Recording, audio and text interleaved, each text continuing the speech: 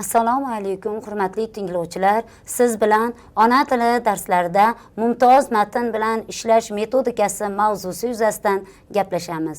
Bugungi mavzumizning asosiy maqsadi mumtoz matnlarni tushunish, tahlil qilish hamda mumtoz matnlar bilan ishlashda lug'atlarning ahamiyati.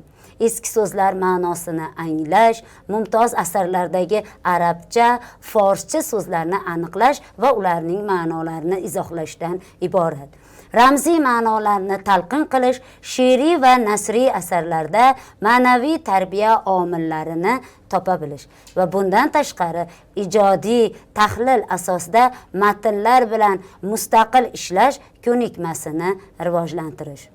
Bugungi mavzumizning asosiy tushunchasi hisoblangan mumtoz matnga to'xtalib o'tamiz.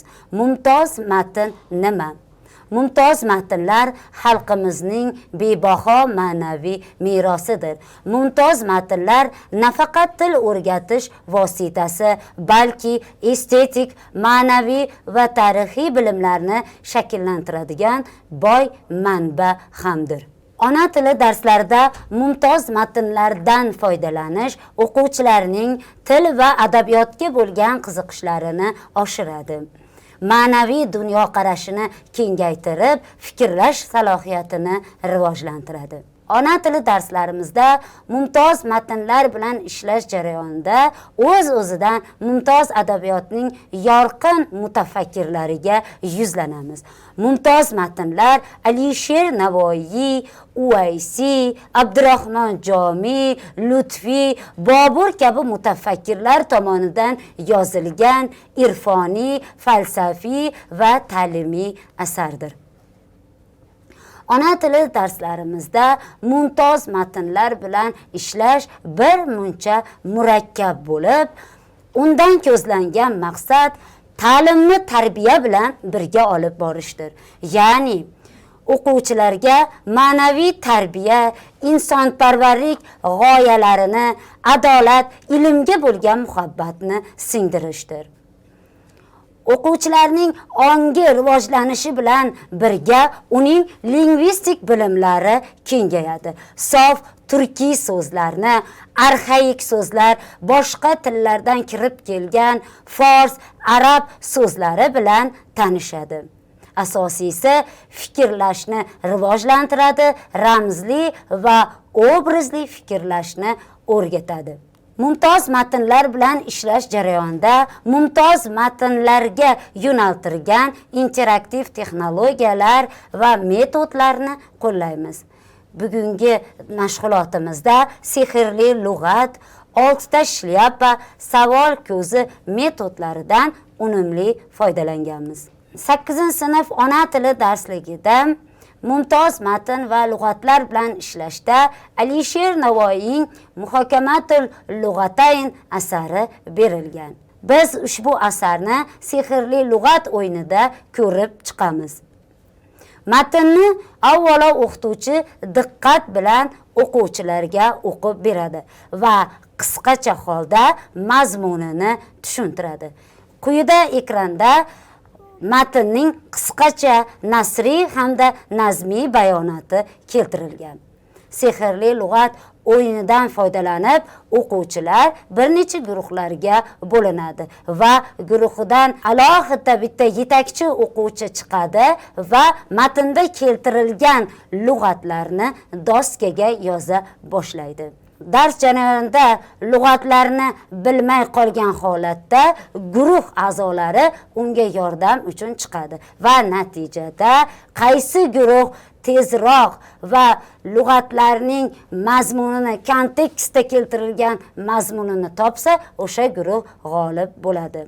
Maqsad o'quvchilarda lug'atlar bilan ishlash ko'nikmasini shakllantirishdan iborat.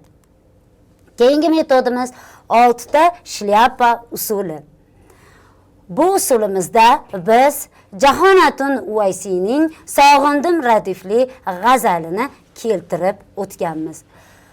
Bu usul orqali o'quvchilar 6 guruhga bo'linadilar va har bir guruhdan o'quvchi chiqib o'ziga berilgan shlyapalar ostida bir muammoni hal qiladi.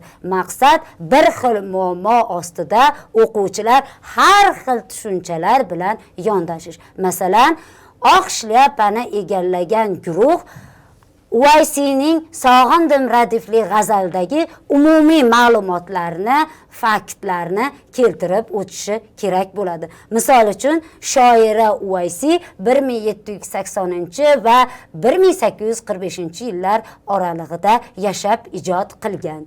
G'azal janrida yozilgan she'r. Asosiy mavzu ona qalbidagi farzandga bo'lgan sog'inch iztirobi. Shu kabi talqinda guruhlar o'z fikrlarini aytib o'tadilar. Keyingi guruh qizil shlyapa ostida hissiyotlar va sezgilar tuyg'ularini namoyon etadi. Bunda matn tarkibida kishining his-tuyg'ulari aks etgan jumlalarni topib keltiradi. Bu g'azal chuqur iztirob, sog'inch, mehr, dard bilan yozilgan. Shoiraning har bir satrida yo'qotish azobi, farzandiga bo'lgan mehr muhabbati aks ettirilgan. Xuddi shunday qilib, keyingi guruh, ya'ni qora shlyapani tanlagan guruh doskada o'z fikrlarini namoyish etadi. Bu guruh salbiy tomonlarini, ya'ni Sog'indim radifli g'azalning salbiy tomonlarini ko'rsatish, ya'ni tanqidiy yondashuv orqali ta'riflab beradi.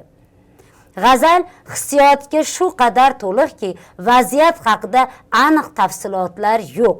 Farzandi tirikmi yoki vafot etganmi noma'lum. Keyingi sariq shlyapani egallagan guruh Sog'indim radifli g'azalda ijobiy tomonlarini ta'riflaydi. G'azalda ona va farzand o'rtasidagi munosabat yuksak darajada ko'rsatilganligini aytib o'tadilar. Shu tariqa ko'k shlyapa, yashil shlyapalar ham o'z fikrlarini davom ettirib keltiradilar va natijada bitta muammo ostida turli xil ko'rinishdagi fikrlar mujassamlashadi. 6 shlyapa usuli orqali o'quvchi g'azalni turli shakllarda tahlil qiladi. Faktlar, hissiyotlar, tanqidiy fikrlar, kreativ qarashlar, xulosa chiqarish va ijodiy yondashuv tariqasida. Bu metod darsda o'quvchilarni darsga bo'lgan ishtiyoqini kuchaytiradi, dars jarayonini jonlantiradi, o'quvchilarning chuqur tahliliy va emotsional fikrlash ko'nikmalarini rivojlantiradi. Darsimiz jarayonida mumtoz matnlar bilan ishlashda test savollari va topshiriqlarni berish ham o'rinli hisoblanadi. Sababi dars jarayonida darsni mustahkamlash uchun testlar berilsa, o'quvchilar testlar orqali o'z bilimlarini mustahkamlaydilar. Ona tili darsida mumtoz matnlar bilan ishlash jarayonida testlar bilan ish olib borish darsda o'qituvchining o'quvchilar qay darajada mavzuni tushunganligini baholaydi. Keyingi metodimiz savol ko'zi metodi. Bu metod orqali o'qituvchi o'quvchilarga darsdan kelib chiqqan holatda umumiy savol bilan yuzlanadi. Mumtoz matn bilan ishlashda nimani angladingiz? Mavzumizda berilgan misollar, g'oyalar hayotimizda qay darajada ahamiyatli? Mumtoz matnlar bilan ishlashda qanday yangi so'z va ifodalar o'rgandingiz? Shu kabi savollar orqali o'quvchilarning bilimlari tekshirib boriladi. Hurmatli tinglovchilar, bugungi darsimizda siz nimalarni oldingiz? Dars jarayonida mumtoz matn namunalari bilan ishlashda, o'quvchilarga mumtoz matnlar o'rgatishda qanday muammolarga duch kelgansiz? Mumtoz matnlar bilan ishlashda siz qanday usullardan, yangiliklardan foydalanasiz? Nima deb o'ylaysiz? Maktabda mumtoz matnni o'rgatish muhimmi? Nima uchun? Darsimizni xulosa qismida shuni aytishimiz mumkinki, mumtoz adabiyot bilan ishlash o'quvchining tafakkurini boyitadi. til bilimlarini chuqurlashtiradi va ma'naviy dunyosiga ijobiy ta'sir ko'rsatadi. Ona tili darslarida bu matnlardan samarali foydalanish nafaqat ma'naviy tarbiya, balki milliy qadriyatlarni anglash, ularga bo'lgan hurmatni shakllantirishda xizmat qiladi. Shuning bilan bugungi mashg'ulotimiz yakuniga yetdi. Bugungi darsimiz sizga manfaatli bo'lgan bo'lsa, biz bundan xursandmiz. E'tiboringiz uchun rahmat.